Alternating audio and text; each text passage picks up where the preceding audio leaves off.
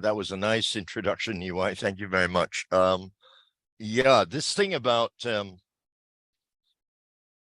speech presentation, presentations at work, speech linguistics, techniques, and patterns. It all sounds very scientific, doesn't it? At the end of the day, ladies and gentlemen, it is not as difficult as it sounds. However, I will say that today is nothing more than a little taster, because in 45 minutes or we are not able to achieve what it is that you want to realize, and that, of course, is to be an excellent either communicator or presenter or conversationalist or whatever, whether in the workplace, in a business environment, in the community, with friends and family, etc. Communication skills are built over time. I will explain and probably give a little bit of my background. Obviously, I'm a trainer with Speech Academy. I've been training for many years. I train adults. I train in the corporate sector. I also train kids. And it's a very different dynamic depending on the age of people that you are training, especially as far as communication skills are involved. Now, I saw the question earlier about will the slides be shared. What's going to happen is that I will be showing and sharing slides. Obviously, I will share screen and I will have some slides to show everyone. But the way I conduct this lesson or session, as you would call it, it's meant to be very interactive. So, in as much as Eng Yao said earlier that I will present for X period of time, and then I will take questions from the audience, I will do that. But I would like to also, if you want to be heard, I'd like to hear you, because public speaking and communication and presentation is very interactive. It's about someone talking, someone listening. It's a two-way street. You can type your questions in your Q&A or in the chat or whatever. And if you don't mind being unmuted to ask that question, please say so. All right, you can hide yourself. We don't need to see you on the video, but just ask the question. We'll unmute you, and then we can probably have a conversation. Also, with the slides, some of the slides that I'm sharing, please just feel free to take a screenshot or whatever it is you want. And like Eng Yao said earlier, the session's being recorded, so he'll give you the link to the session. Now, as you can tell, for the last 5 minutes, I've been doing an awful lot of talking. Yes, and basically, I am public speaking. When you are speaking in public, that's exactly the meaning of the word. A lot of people put a lot of too much thought into it. I do understand that public speaking is one of the, and did you know that it is one of the major phobias existing at the moment? Would anybody happen to know the name of the fear of public speaking? It is a phobia called glossophobia. It exists. It's like arachnophobia. It's like acrophobia. So glossophobia, apparently, I don't know why glossophobia, is a fear of public speaking. And it says that 75% of the population have a fear of public speaking. Now, understandably so. Why is this so? Basically, ladies and gentlemen, it is not that you don't have the ability to communicate or you don't have the ability to present, because I figure and I assume that today I'm talking to a bunch of adults, different ages. Not sure how old you are, but that's irrelevant. And you all probably speak very well. You have a good command of the English language or whichever language you are proficient in, and you communicate with others on a regular basis. However, when it comes to having to present, in a boardroom, in a conference room, in a seminar, face to face, which is something a lot of people are afraid of, in an auditorium, in a hall, in a theater. Certain people have trepidations. Certain people have fears. Certain people get a little bit, and I'll use the word, nervous. Certain people get, and I'll use the word, stage fright. What is it, ladies and gentlemen, that drives us this way? Basically, what we are lacking is a little bit of self-confidence. That's the key word. The key word here is confidence.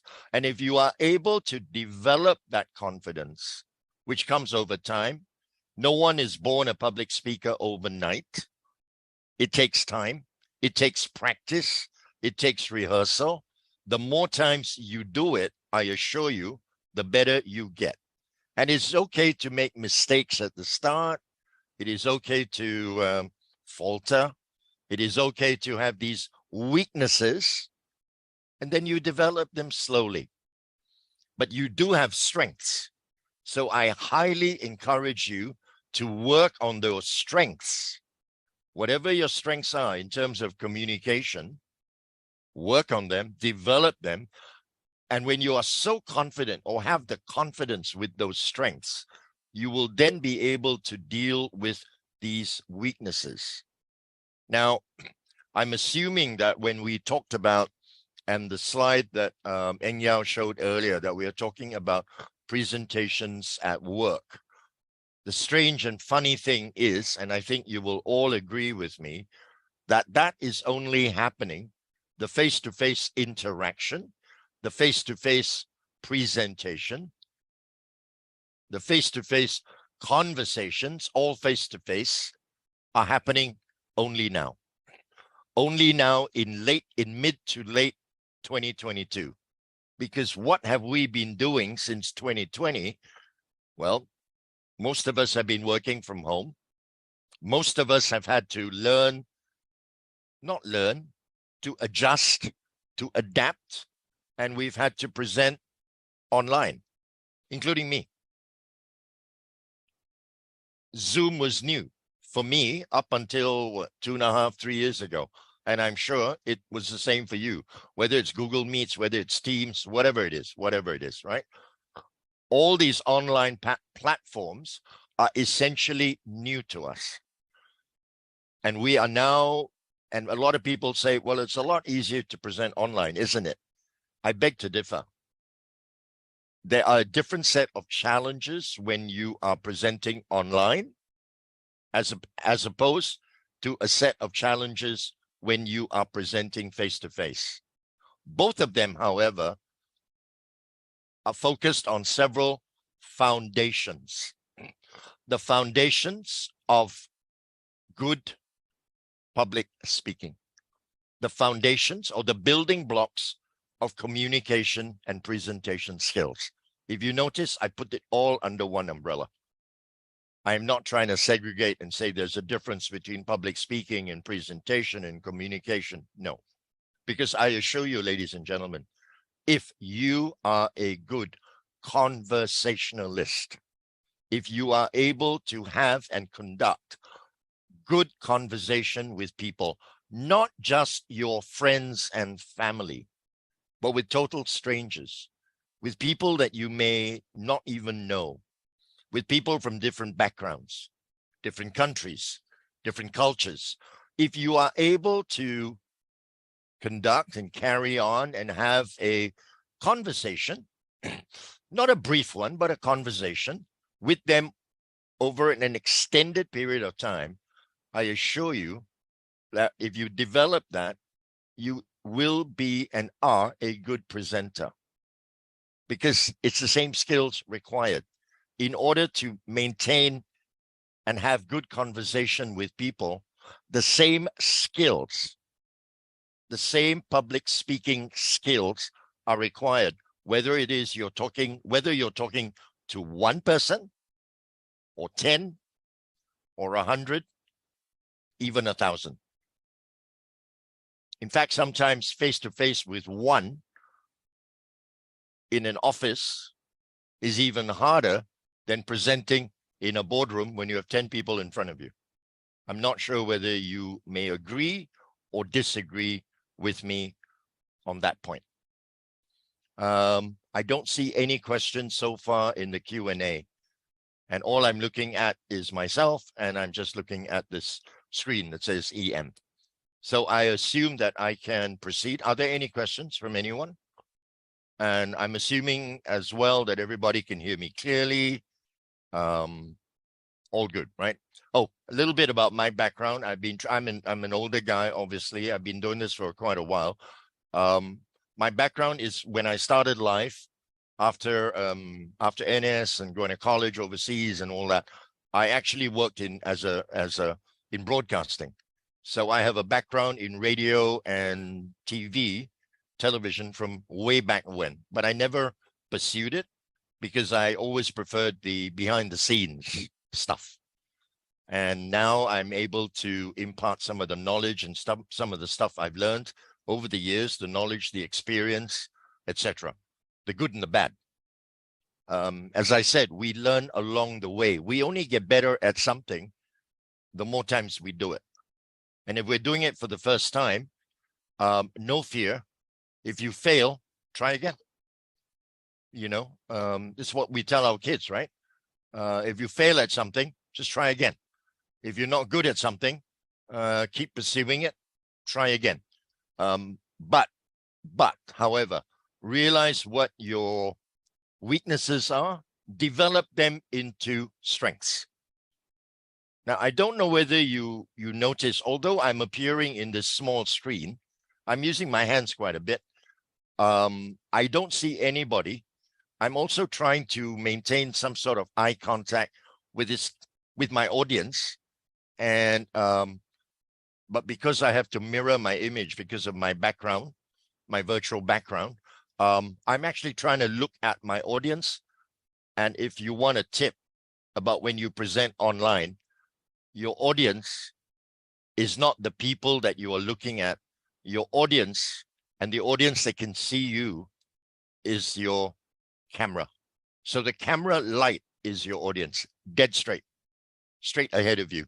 So if you want to maintain some sort of eye contact with your audience, look at that camera light and assume people are looking at you. Okay, I assume no questions, so I will proceed. I have a few slides, like I said. I will share some of these slides. I will go through. What I'm going to do, ladies and gentlemen, essentially are the building blocks. Let me say that. These are the building blocks of good public speaking, presentation, and communication skills.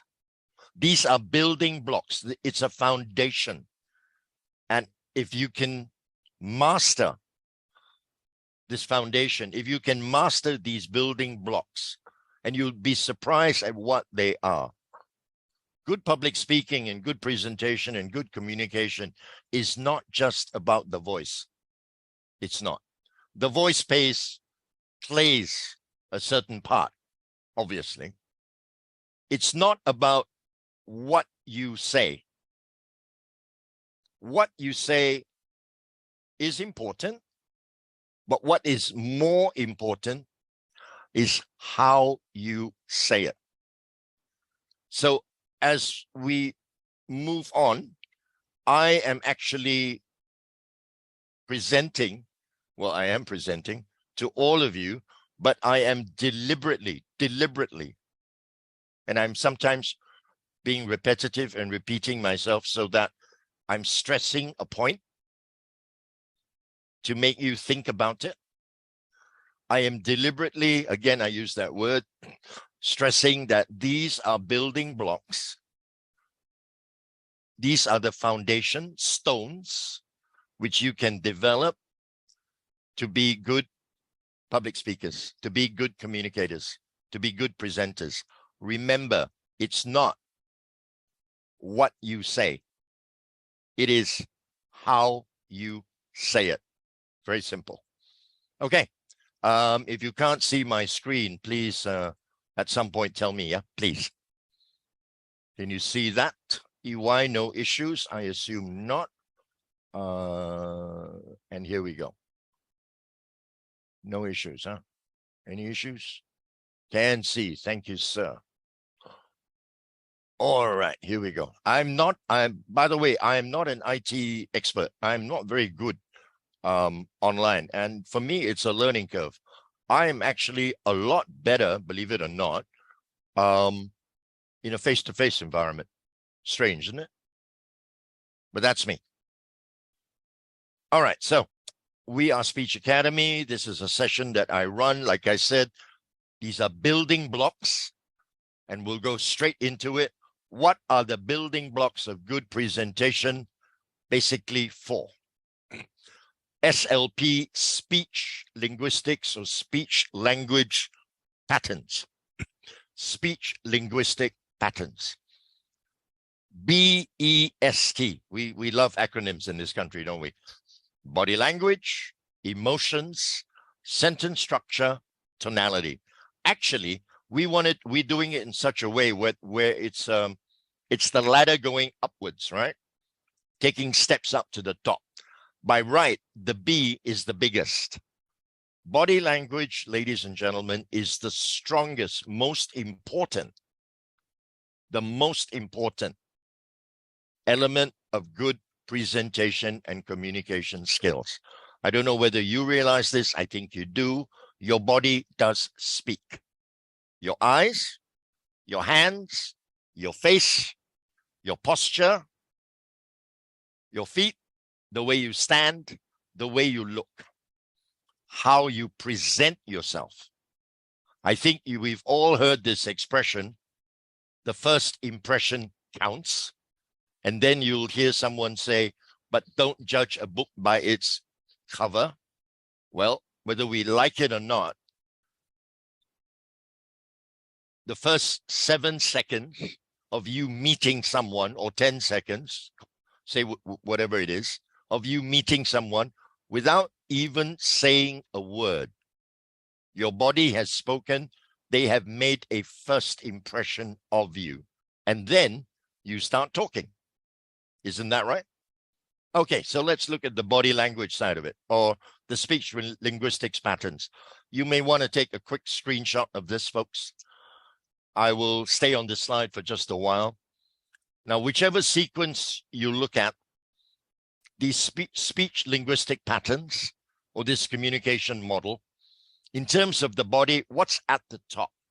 The very top is eye contact. You must make eye contact with your audience, whether you're talking to one person or many.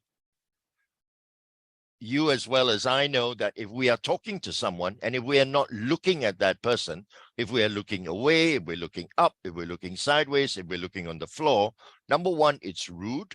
Number two, it looks like we're not interested in talking to them.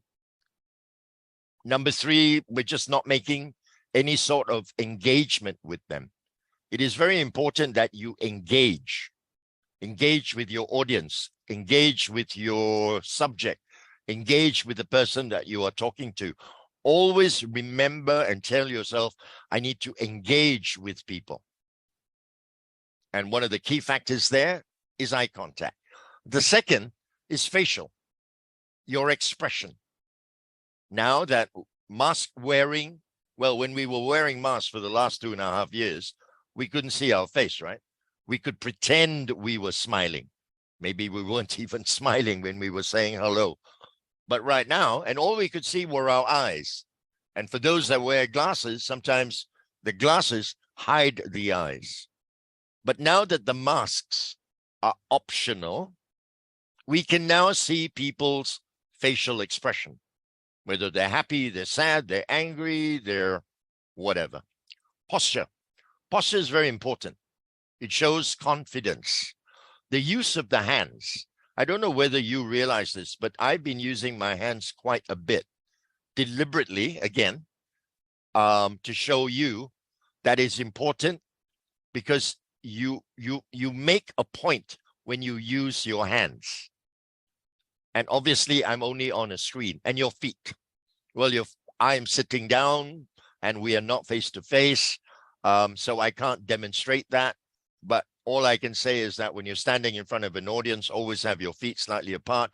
Do not stand at attention because you look very, very stiff and robotic. So from body, we go into our emotions. What are our emotions? Our intentions, why we are there, what we are talking about, who are we dealing with, our inner feelings, if any. Our emotions have to be shown. Our authenticity, are we being real and authentic?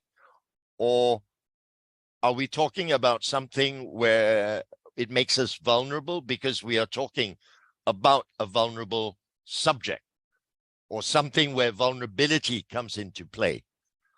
So remember that your emotions need to be seen and shown when you are presenting. Now, this may not, the word emotions there may not necessarily apply when we are talking about a business presentation. As an example, you're a salesperson, you're making a pitch, you're a marketing person, you're doing some sort of promotion or campaign. You are in, I don't know, oil and gas industry or marine industry. Your emotions need to be shown, however. Your intentions need to be shown. You need to sound authentic when you are dealing with a client. Authenticity is very important. Not only do you have to show it, but you have to feel it. And when you feel it, you show it. The next one is sentence. Okay, now we come to your content. Sentence phrasing, your vocabulary, receiver's knowledge, values, and belief. What's that mean? Depending on who you are talking to.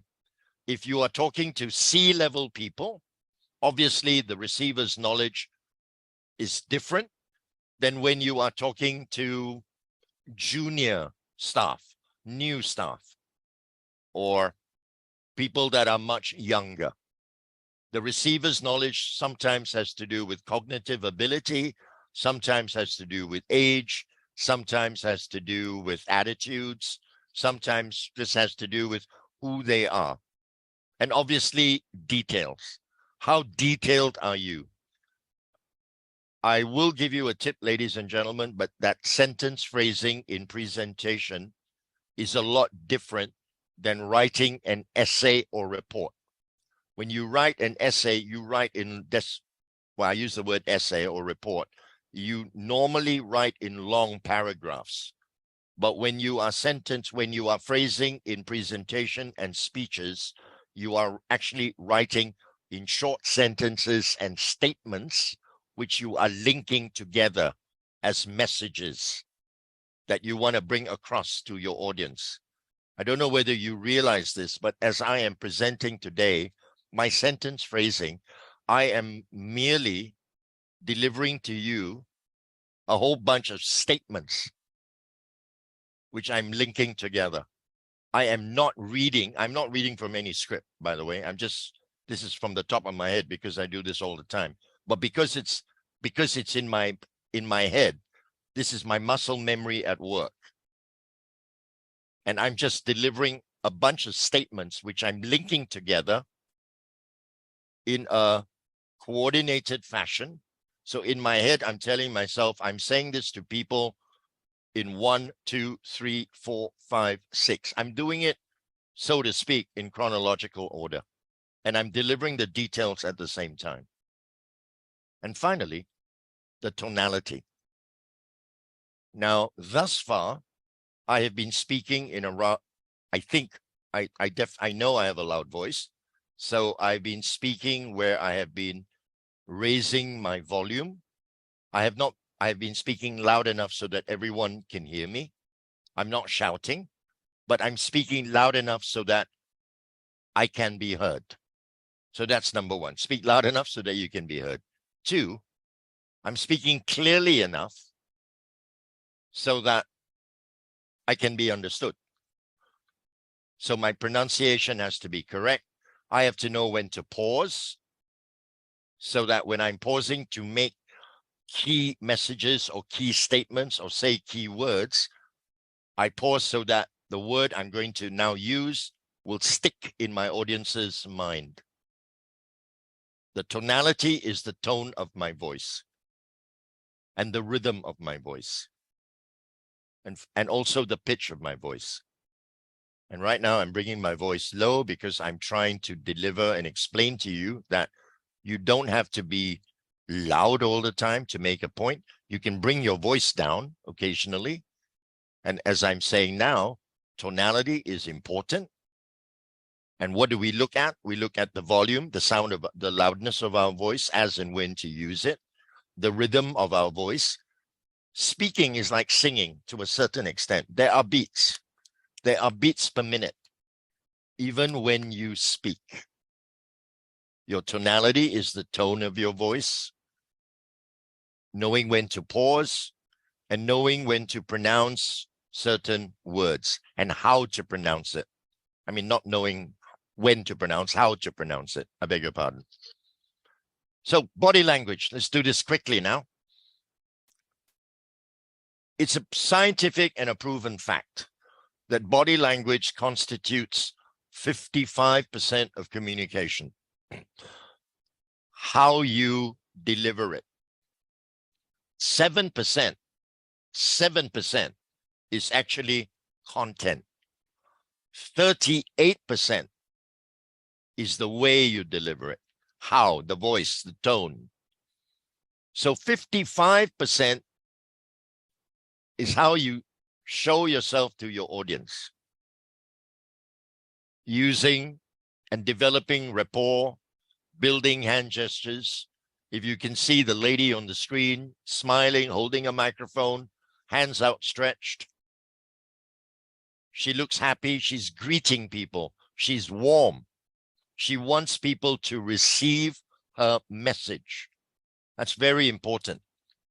Knowing what to do with your hands, knowing how to express yourself facially, your face, that is, your expression, and making eye contact. So simple.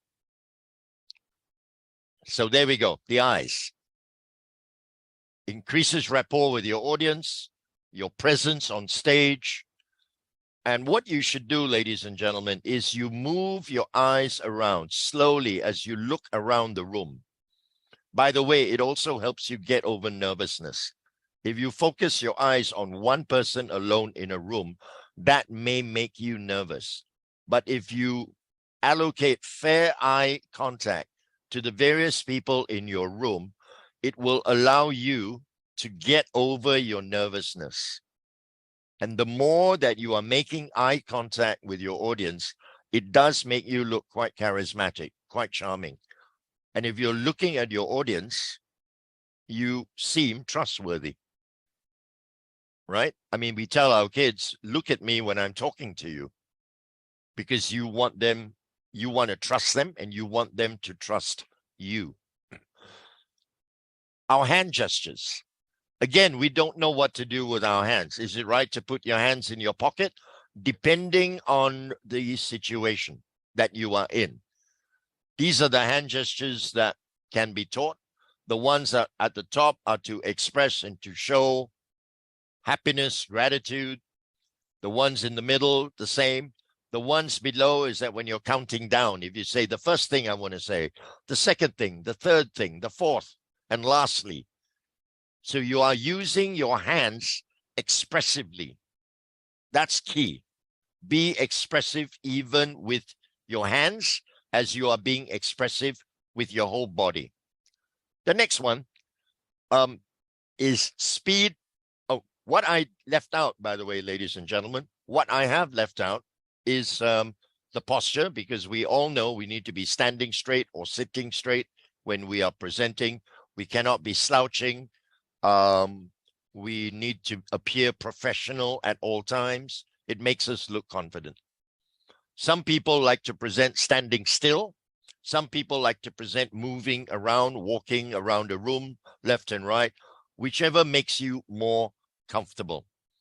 The 4 parameters regarding body language and presentation, again, another acronym of self: speed, when to emphasize the location, and floating. What do we mean by speed? Well, in speed, it's number of beats per minute, right? In public speaking, it's also the number of hand gestures that you can use in a sentence or a paragraph, in a combination of statements. If your hands are by your side at all times, quite honestly, it does not give you the impact that you are trying to create with your audience or whoever it is you're speaking to.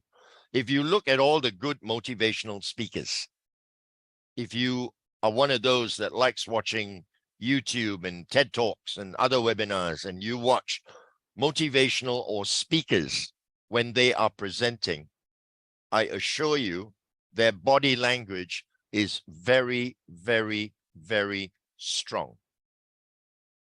It's not just what they are saying, but how they are saying it. Okay. L is for location. Big gestures, often associated with leadership. If you look at leaders, politicians, politicians. If you look at army generals, if you look at some CEOs, not all, yeah. But if you look at generally, you will realize that they have big gestures. Well, again, supposed to be charismatic and meant to command respect. Now, for those of you in the digital space, this guy needs no introduction. We all know that Steve Jobs, God rest his soul, in my opinion, one of the best presenters. And this was what, 20 years ago or longer, perhaps about 18 years ago, launching Apple, launching the iPhone. He would use his hands to effect. And also his slides were very simple. And his style of presentation was very much a storyteller. Listen to his tonality, listen to how he presented, listen to when he paused for effect. He owned the stage. He walked the entire stage, right? At Macworld, if you've watched it. To be a good presenter, own the stage. Now, what happens when you're done presenting or you're not using your hands? Where do you rest your hands? Well, you naturally rest your hands in front of you, or like that gentleman over there. You can put your hand in a ball in front of you. You can rest your hand in front of you. It's always in front of you. Don't let your hand vibrate because it looks like you're nervous, obviously. Emotions. Happiness, anger, joy, sadness, fear, surprise, shock. We are built to believe emotions more than logic, sometimes. And if you show your emotions when you are presenting, you are credible. Again, I use that word, authenticity. If you believe in something enough, or you want to make your audience believe that you believe in something enough, use that emotion to express yourself. Your audience will believe you and you will be credible. But you need to show it, not just say it. So there we go. Anger, joy, surprise, disgust, sadness, fear. You can practice this yourself, folks. You can do it at home. You can let your feelings flow. You know, when people say, where do we practice, Nigel? I say, well, you practice at home. You practice delivering speeches at home. Don't worry what the family says about you. Practice in front of a full-length mirror. Sounds strange?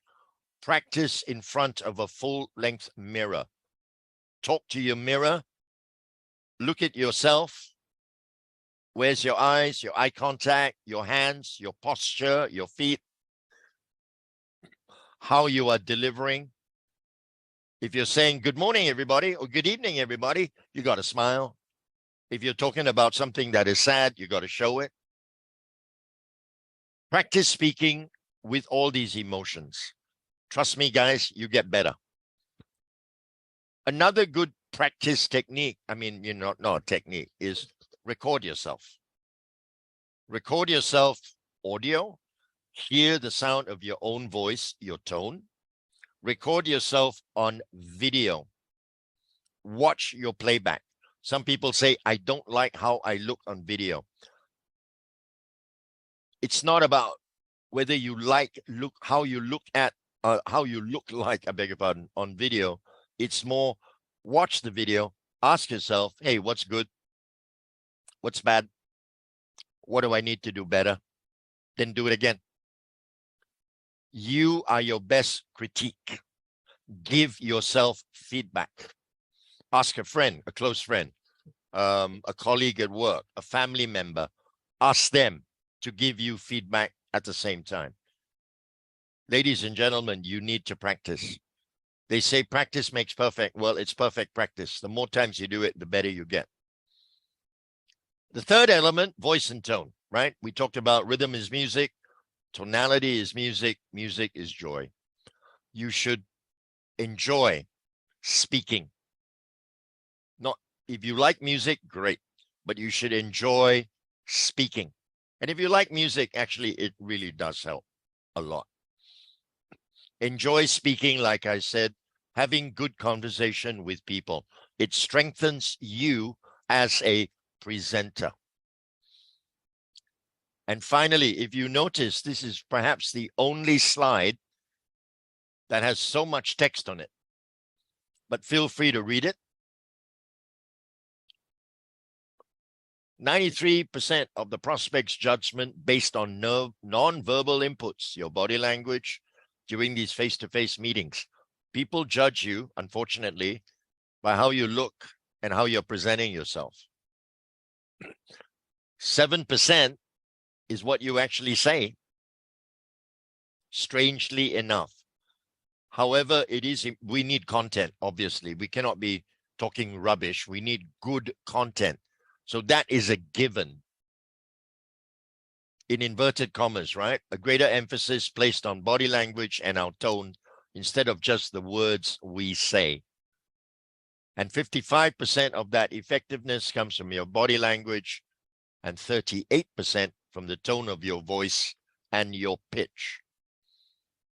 So very quickly, rhythm, tonality, and pace. You can practice this at home when you're happy and excited. It's high tones. When you're fearful or subservient, it's lower tones. Sometimes you want to feel important and powerful, it's louder. You want to feel weak, it's softer, not necessarily so. Some people like to speak very fast to sound exciting, and some people speak slower as and when to sound serious. It is a combination of a variation of pitch. Do not, ladies and gentlemen, speak in one tone. That is monotone. That is monotonous, and that is boring. Loudness to a certain extent gives you command and confidence, but you cannot be loud all the time. Know when to soften your voice, when to pause, as and when necessary. So this is your pitch. Your pitch is how high or low your words sound, and you vary your pitch to generate emotional intensities. High emotions, higher pitch. Low emotions, lower pitch. And when it's normal tone, you're giving information. Okay, so you pace your speech by adding pauses for audiences to think and digest information. If you are speaking too fast and delivering too fast, you're not giving the audience time enough to think and digest the information that you are giving them. I have a feeling that is my last slide. Good, perfect timing. Okay, let me get out of this. We have questions? I haven't checked anything till now. Q&A, who's got a question? Nowadays, we use a lot more Zoom. How do we handle the lack of body language and communicate better? Kelvin, do you want to talk to me on this, or you want me to answer you? Can you hear me? Kelvin? Can I be heard, by the way? Shall I answer? Okay, I'll answer, I guess.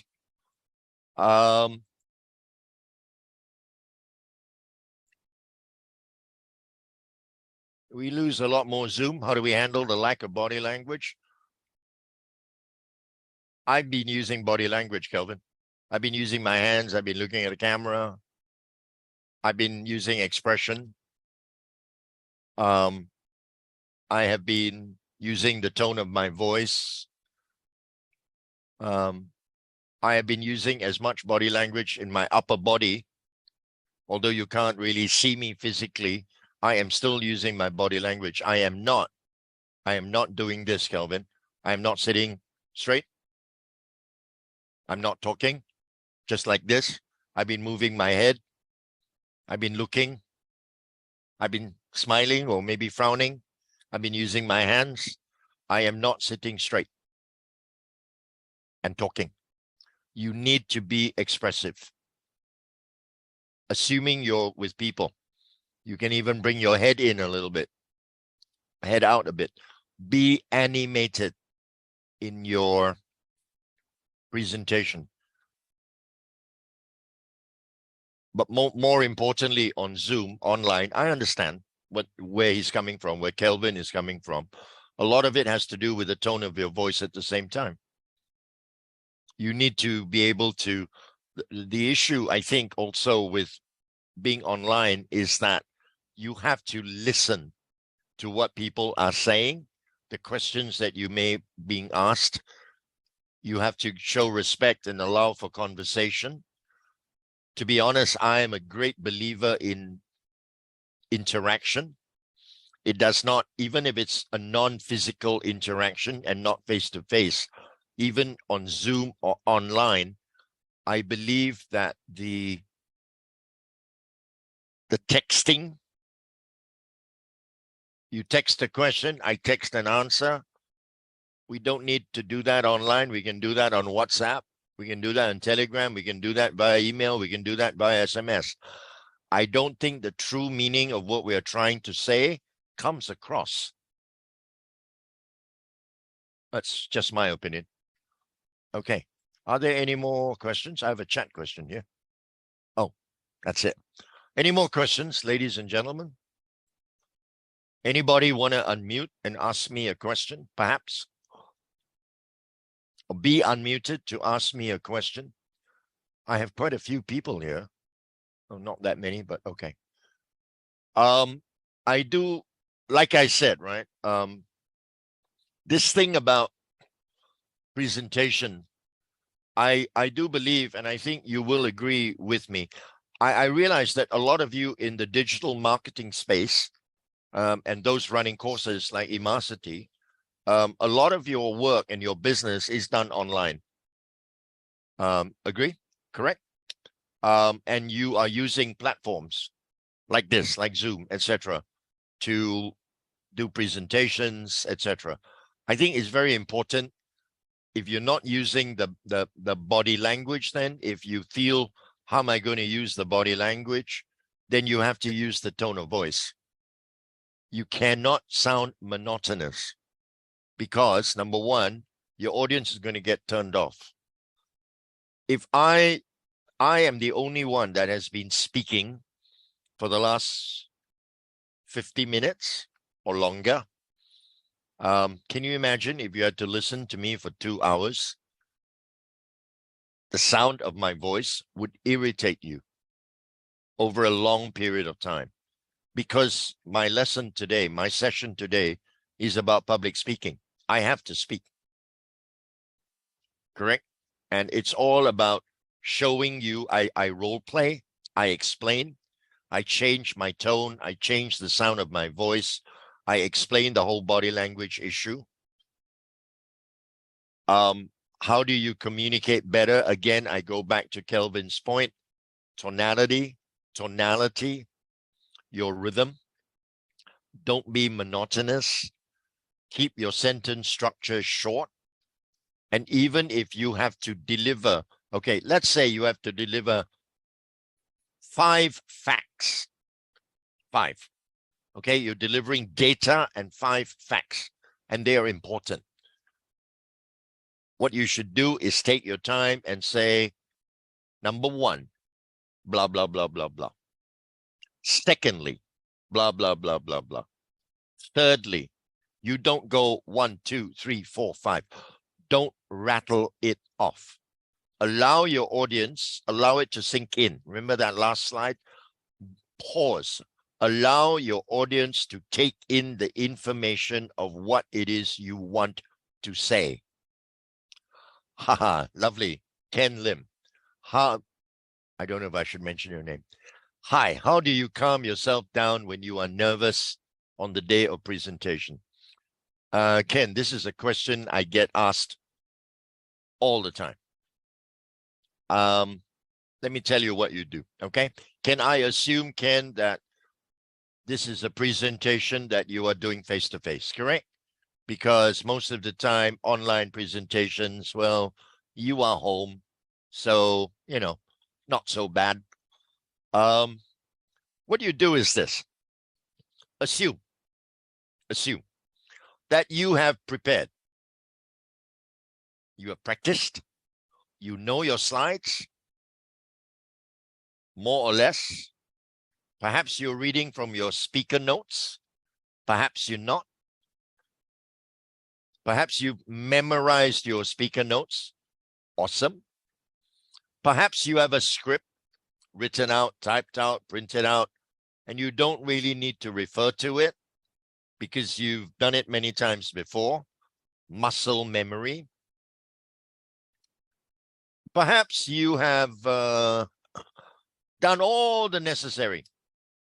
You're the one who did the slides, or you and colleagues, and your slides are in order, your deck is ready to go. And then you know you're going to be presenting in front of an audience.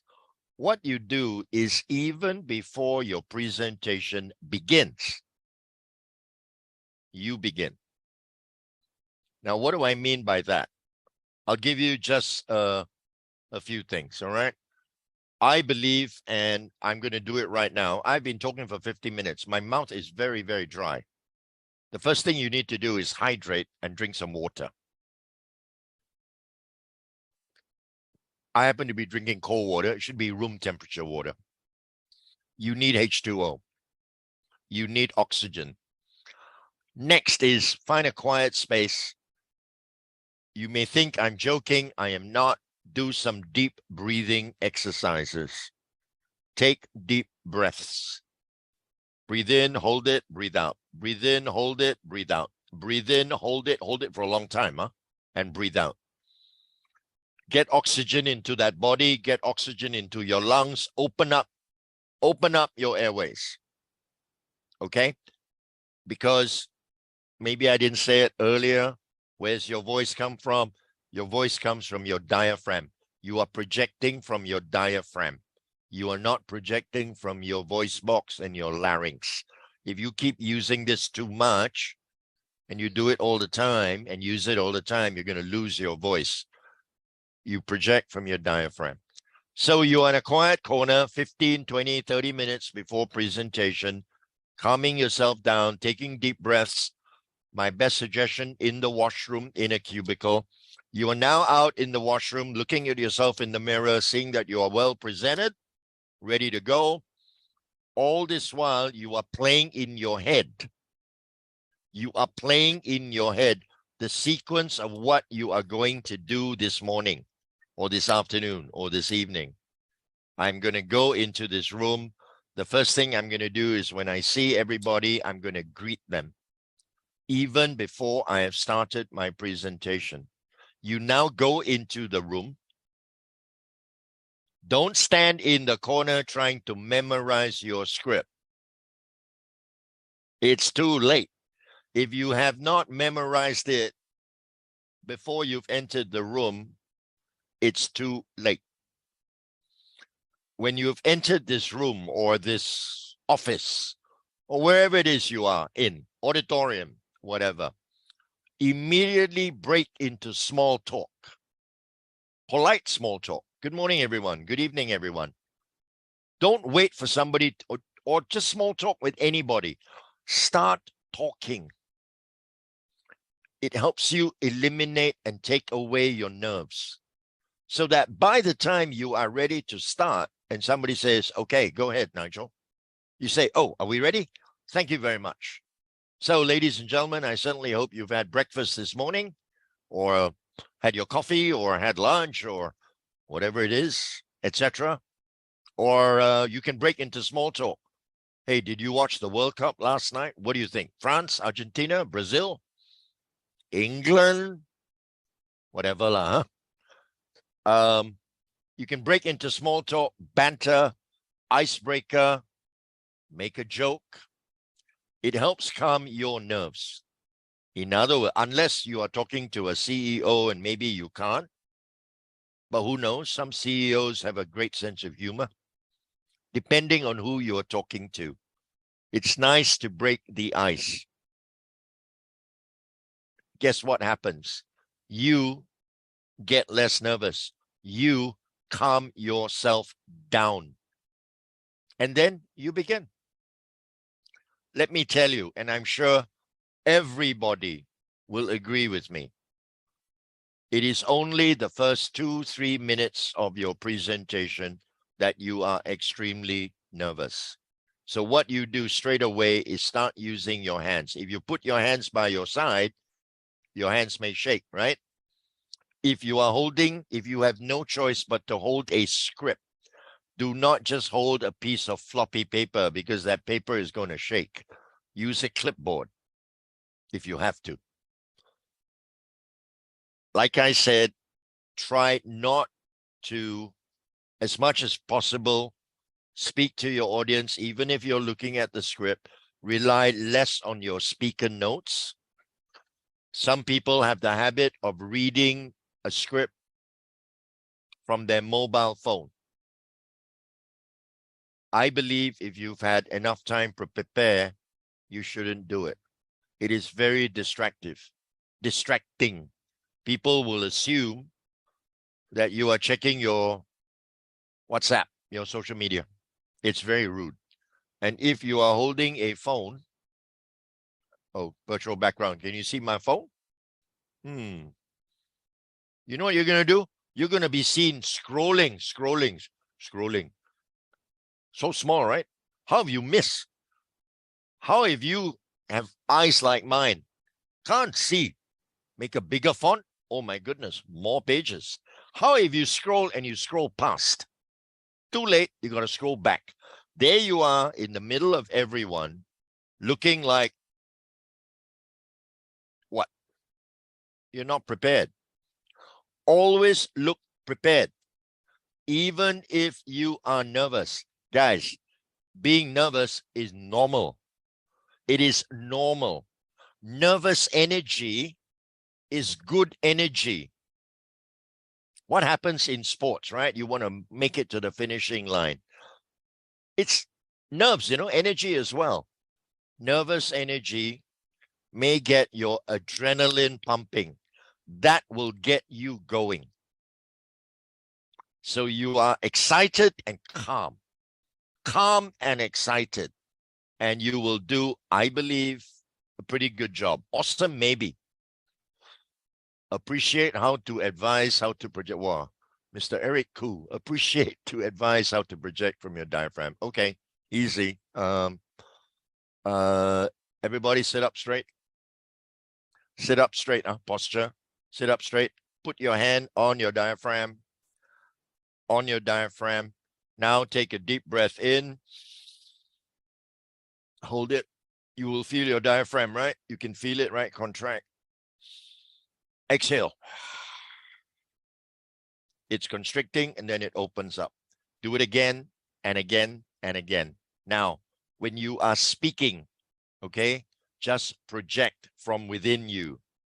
Project from within you. It's not that you're putting your hand inside your diaphragm and pulling out your voice. It's not. You're just projecting. You want to project with volume right now. If you're alone in your room, if your family doesn't think you are nuts or whatever, count from 1 to 10, progressively getting louder. As you do that, put your hand on your diaphragm. 1, 2, 3, 4, 5, 6, 7, 8, 9, 10. And tell me your diaphragm did not move. If your diaphragm did not move, either number one, your hand is not on your diaphragm, or number two, you were not projecting the way I suggested. You project from lower volume to louder volume. Your diaphragm is moving all the time. You just don't know it. Do not, guys, strain here. You know when you're shouting and screaming? You know, people shout and scream sometimes. When you're shouting and screaming and shouting, and the voice is so high pitched, it's not coming from the diaphragm. It's coming from here.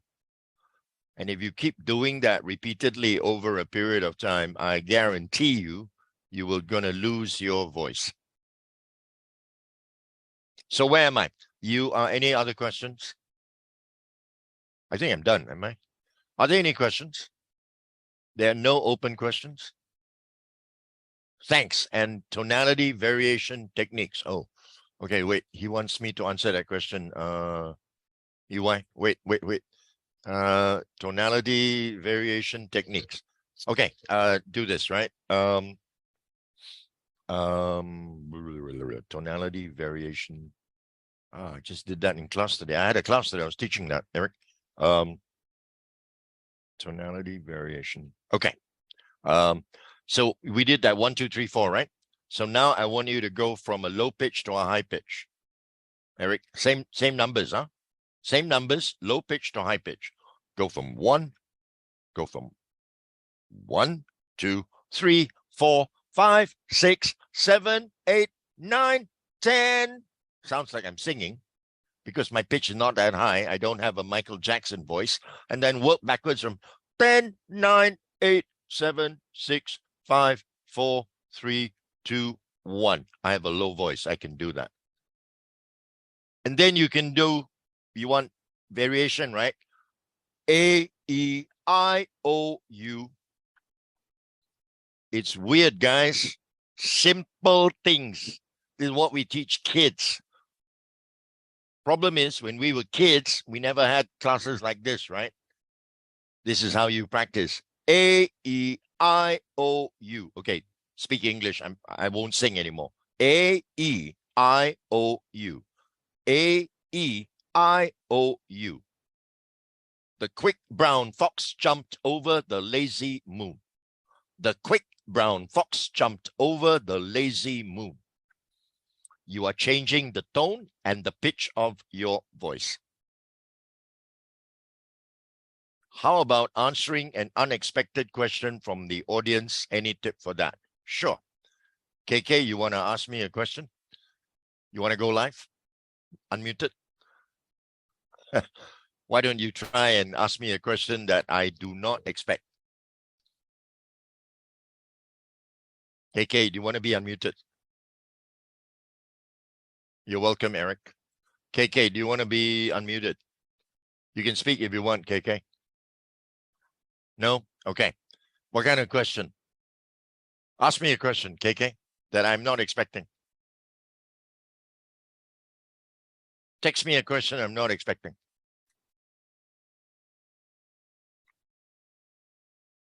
Okay, I got it. Nigel, do you cook? Excuse me, do I what? Cook? No, actually, I don't cook. I wish I could. That's a really funny question. That's a good question. Okay, I understand what KK is saying. Okay, sorry, I made a joke about the cooking thing. KK is saying you prepared your presentation, you prepared, and this is a question I get asked all the time, right? You have prepared your answers, and it's very important, especially if you are in business, that you are always at the end of the presentation going to ask your audience, do you have any questions? And most of the time, I assume that you have prepared the answers for questions that you are expecting, and then somebody throws in a curveball and asks you a question that you totally didn't expect. And you are stumped. Now, you cannot just stand there or sit there and go, I don't know. You should immediately, number one, you should pause and you should say, oh, that's an interesting question. I didn't quite expect that question. Give me a moment. Let me think on that.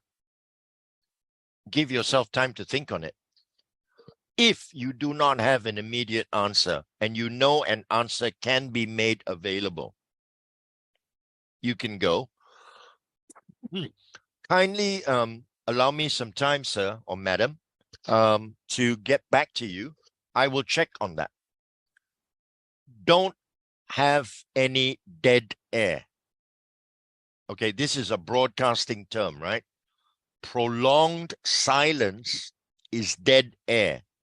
If you turned on the TV and you didn't hear any sound from the TV, you would assume there's something wrong with my TV.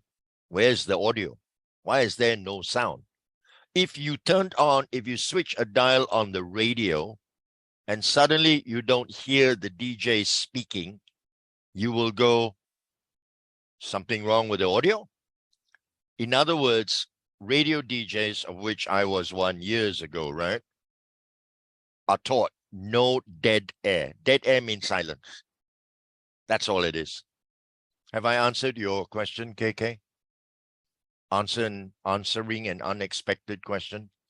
Now, you can turn this question around if you are not, okay, another tip.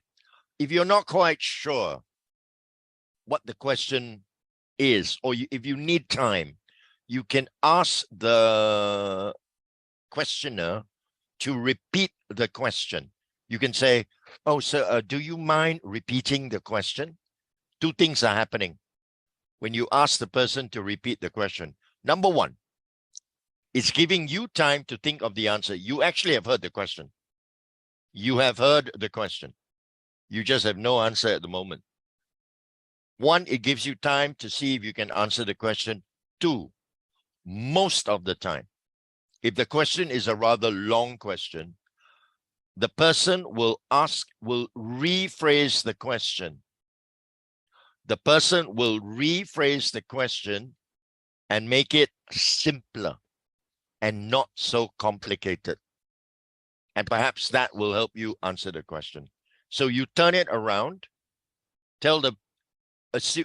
make the person believe that, hey, I didn't really hear you, you know. Can you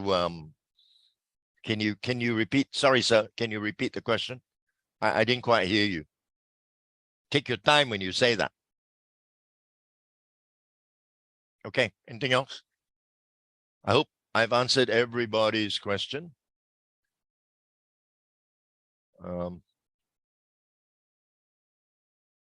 UI?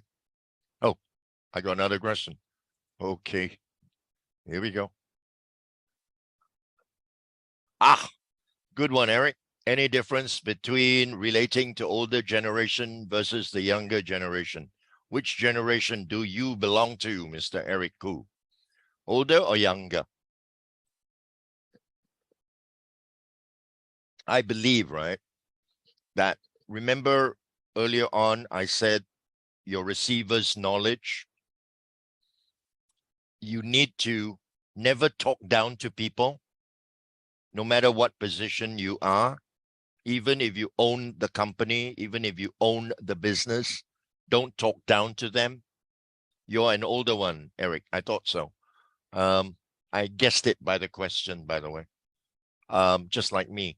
When you are communicating with people or presenting, never talk down to people. When you talk down to people, it sounds that you are very condescending or you are patronizing them. Don't. Always talk to people. Nobody likes to be talked down to, right? Neither do you like to talk up to someone. Like the person in authority, you have to kowtow and talk up to someone. If you have to talk up to someone and give that person face, the way you communicate may not be the way you normally communicate. Always talk to people. And what is the difference between relating to older generation versus the younger generation? Well, I guess if you're an older person, right? And if you have to present to younger persons, then you need to do a little bit of research or thinking about how you can reach out to these younger people. Now, the funny thing about the younger generation or younger people, millennials, etc., and younger, is that they are exposed to social media more than us. And they were exposed to it earlier. They are on YouTube more than us. They are watching stuff. And now this TikTok, this silly TikTok thing, they are learning more than us. So sometimes it's good to be in the know. I teach young people, right? So when I teach young people, I better know what I'm talking about. That's my attitude. So I have to figure it out, I guess.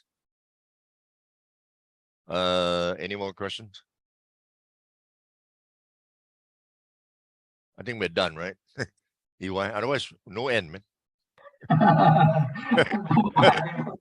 No, I don't mind. I don't mind. I don't know if there's a cutoff time, you know. I'm enjoying this. Thank you very much. Yeah. Oh, by the way, everybody, see how I just spoke to him? I'm Singaporean, you know, and I speak English just like anybody else. But for the 1 hour that I've been live on air with you, I had to turn it on, you know. It's a turn on switch. And when you present everyone, tell yourself, I got a switch on. When it's done, switch off, do whatever you want. Okay, I'm done.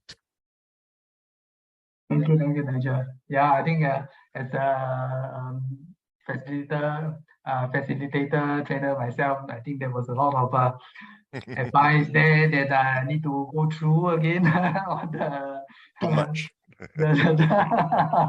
quite a bit too to much. Too much. Yeah. So thank you, Nigel, for all the advice, and you're welcome. It was fun. I think some very fun questions from the floor also. If I may add one more thing, just add one more thing, everyone, okay? Be yourself. Always be yourself. Do not try to be what you are not. Be yourself. Speak the way you always speak. Maybe improve your tone, improve this, improve that. Try not to be so monotonous. Use some body language, etc., etc., etc. But don't change. Don't change you, but change the way, because change is a constant. Change the way that you have been presenting. Tell yourself, okay, what are my strengths? That's why I say don't change. Be you. That's your strength. You are your strength. What are your weaknesses? Work on those. That's it. Okay, right now, I always talk too much, you see. I will really shut up right now. Okay, all yours. Okay. There is a question from Kelly, whether we replay. Yes, so you should be getting an email from us from the system on Saturday, of the video recording together with the slides that Nigel has went through. So yeah, look for the email in your mailbox. If you miss it, you can please check for it in the spam folder. It might have went there. Yeah, so look out for it there. Sure. Okay. So thank you, everyone. So if you any questions, you can send us to Social Animosity. If there are no further questions, thank you, everyone. Thank you, Nigel. You're welcome. Thank you very much, everybody. Enjoy the December holidays. Merry Christmas. Happy New Year. Bye-bye.